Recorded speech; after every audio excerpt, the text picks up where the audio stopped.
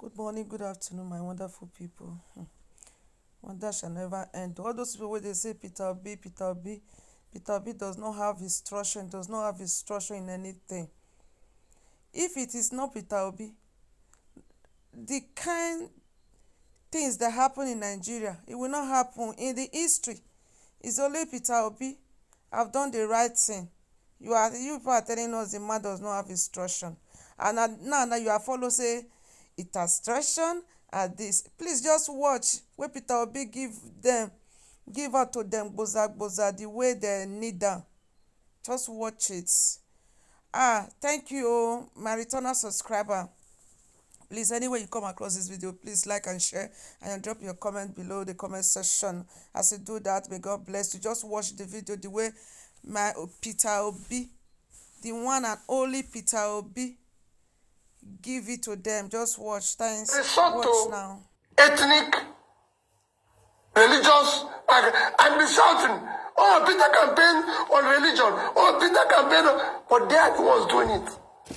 I've never in any way told anybody in any church, in any gathering, vote for me based on this. I've said it, do not vote for Peter Obi based because of his partner is from the southeast. People voted for me on the issue of somebody being young and moody. It's laughable.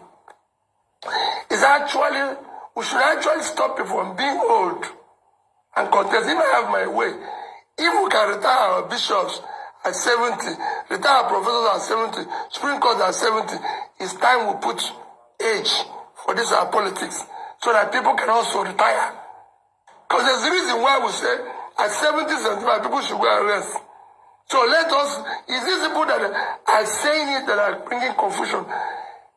Age of 40 is age where people are becoming or became president in America, the world biggest economy, 25 trillion.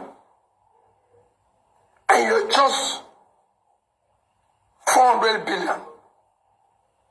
And you're talking about age. That is the right age, the right background, the right education. So Peter Obi, we've been talking about the presidential election. But your party, despite the criticism that you had no structure, you had no representation in the National Assembly, ended up getting into the National Assembly. 6 seats in the Senate, 34 in the House of Representatives. I would like you to comment on that. And then second, this issue of INEC not allowing you access to inspect election materials. Now, Yusuf Tanko, the chief spokesperson of your party, has now served notice that INEC was duly served a CTC copy of the court order on March 3. INEC was reminded on March 6, and that the only option now available to the Labour Party is to picket to INEC offices nationwide in a peaceful protest, he says. It has also occurred to the party to seek the option of going back to court to make it clear to court that INEC is guilty of contempt, is contemptuous of the court order, or the only measure you want to adopt is that of the peaceful street protest to INEC officers. Those two issues. Thank you, Dr. Abatin. We will apply both. Because you have a situation where you cannot even imagine. You know, INEC is an institution backed by law. The court have given an order, a ruling. They are not obeying it. Where do we start to build a nation? The most important ingredients of what makes a nation is the rule of law. And I said it when I was campaigning, that we must govern by rule of law. Women, the biggest contributor to the Western economy today, in terms of GDP, in terms of their growth, is intangible assets called rule of law. The reason why people want to live in in America, in Britain, in anything, it's not because things that happen here don't happen, but because if it happens, you can seek redress in court and it will be obeyed.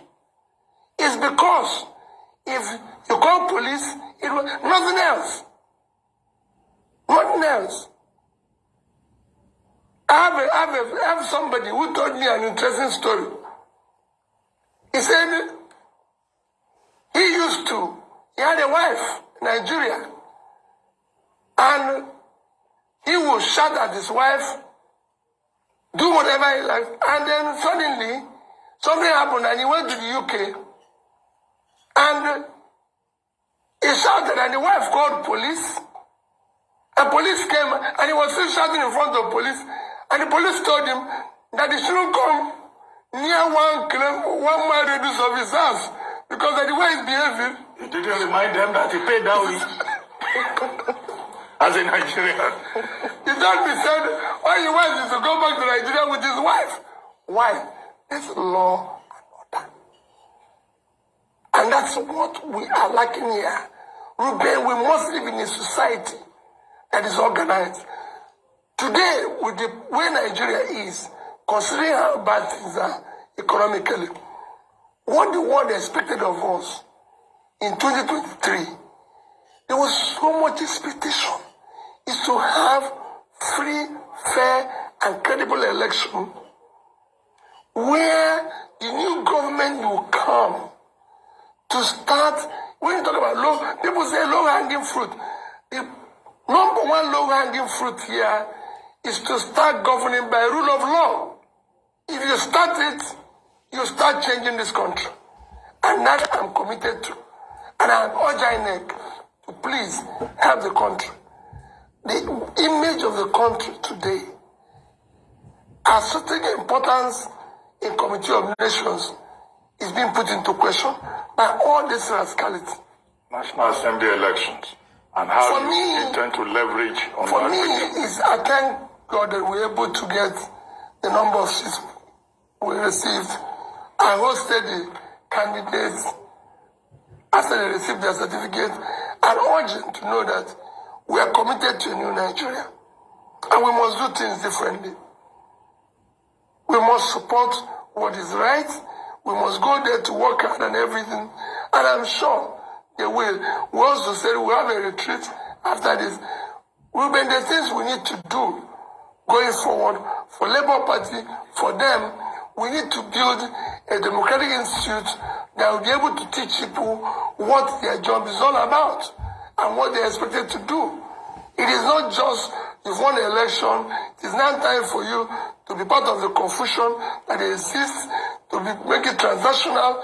We now want to leverage and talk. We're talking with different organizations, different countries that can help us to build a proper democratic institution that will teach our people, including me, what governance is all about.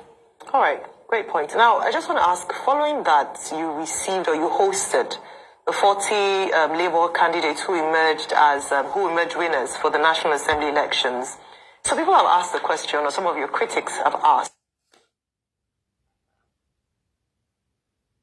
not the same process as with the presidential election, because you're saying that what you're going to court for is to challenge the process by which the president-elect was declared winner.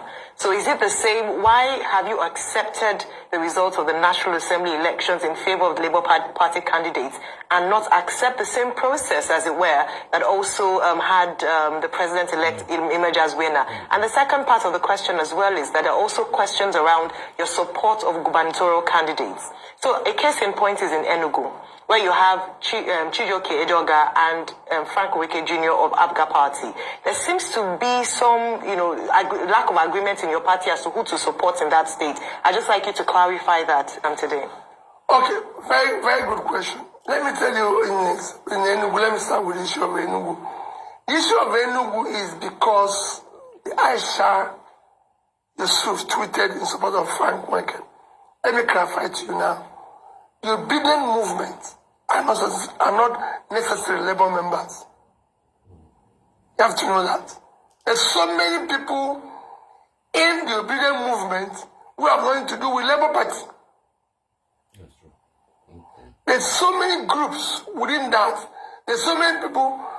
Someone like Aisha Yusuf is not a member of Labour Party. And it says so. And however, we even have what we call the Big Tent, which is where everybody is gathered. I have people who are supporting me today as a presidential candidate who have nothing to do with Labour Party. People like Atedo Peter Said, for example, and I have many people of that. They believe that I can do this job, and I'm sure there's so many of them in Arise who are not members of Labour Party, but they believe in what I'm doing. So they have right to also choose who they want to support. Based on what I said, it's a choice. But as a Labour Party, which I'm a member, and again the party is far more supreme than any individual. I'm just a member of Labour Party.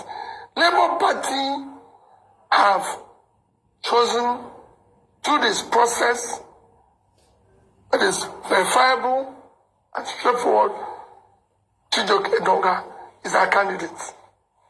And that I stand with, because I'm a member of Labour Party. The members of Obedient family have their own choices. I can't question them. So that's the difference. So let's just do. And then on the second question you asked about issue of whether National Assembly, they're not. Remember, INEC said House of Representative was going from the through to the server, as rep was going through, but it's only presidential. So, by that, they have defined a process. They have accepted a process. Well, in their law. In the other two, they follow that process. In this one, something happened. They gave an excuse. We shouldn't be there. Because they know what they're doing. Okay. So let's come to Lagos. What's your support like for the Labour Party governorship candidate in Lagos? And also, there's been a dichotomy. In fact, at some point they were saying there was going to be a possibility of the PDP, Labour Party, and a couple of other parties doing a deal in Lagos, but that has not fallen through now. There's also the Jandor factor. Jandor has been saying he's fought